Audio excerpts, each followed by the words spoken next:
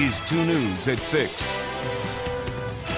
At first tonight at 6, hundreds of tips, but still no arrests in the 10 days since 8 members of the same family were shot and killed in Pike County. Ohio Attorney General Mike DeWine released an update on the investigation as the Roden family prepares to say goodbye to more of the victims. Visitation for 6 Rodens is happening now until 8 o'clock this evening. They will be laid to rest tomorrow. The Ohio Bureau of Criminal Investigation and Pike County Sheriff's deputies continued investigating all weekend. They have sent more than 100 items of evidence to the crime lab for analysis. They're investigating more than 450 tips and have conducted 128 witness interviews. And speculation about a Mexican drug cartel has now come up several times throughout the Pike County investigation. AG DeWine said earlier this month that he cannot rule out the possibility the cartel is connected to the murders. 2 News reporter Maytal Levy digging deeper into what Montgomery County officials are seeing locally. Hundreds of people come here to Miller Lane and Harrison Township to shop or eat. This is also a prime spot for the Mexican cartel, according to Montgomery County Sheriff Phil Plummer. The Pike County killings are shedding light on the region's drug trade after hundreds of marijuana plants were found at several homes of the Roden family. Now some are pointing the blame at the Mexican drug cartel. They've had cartel problems down there in the past, right? So it was very, very volatile. I mean, they knew what they were doing. They got in, they took care of business, and that seems like a professional hit to me. In Montgomery County, Sheriff Phil Plummer tells me the cartel's presence is menacing. We have 3 different cartels here that we know of for sure, and it's all dealing with the drug trade.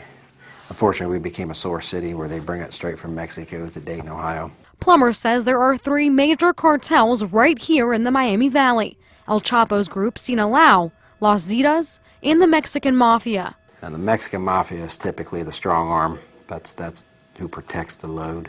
Those are the dangerous ones that do the violence when it needs to be done. So it's here. Here at hotels and homes in the Miami Valley. I wish I could release the number on how many we've encountered, but a lot.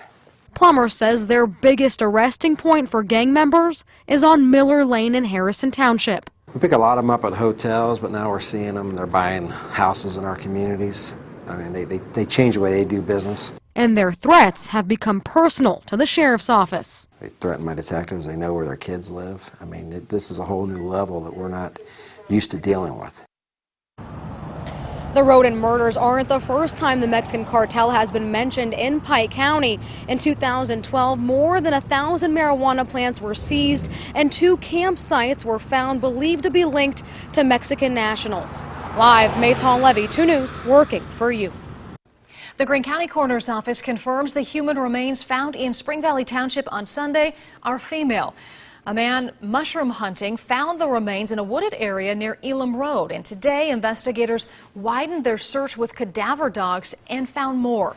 2 News reporter Tyler Yutzka asking questions about what is next in this investigation. Well, as the sheriff of Greene County for almost 13 years, Gene Fisher says a crime scene dealing with only bones is a first for him, but he's confident he'll find answers. We do not have all parts of the body, all the bones. But according to Greene County Sheriff Gene Fisher, more and more are being found. A body being out and then left as a skeleton has the opportunity to be spread out over time. On Monday, investigators and cadaver dogs went through the woods near Elam Road in Spring Valley Township, where the day before authorities say a man hunting for mushrooms found human bones and clothing. We want to make sure that all the evidence that we can get is taken, so we don't have to go back down there in the future, and we ought to make sure we get as much of the skeleton as we can. Monday afternoon, the Greene County coroner confirmed the bones are female, but how she died hasn't been determined.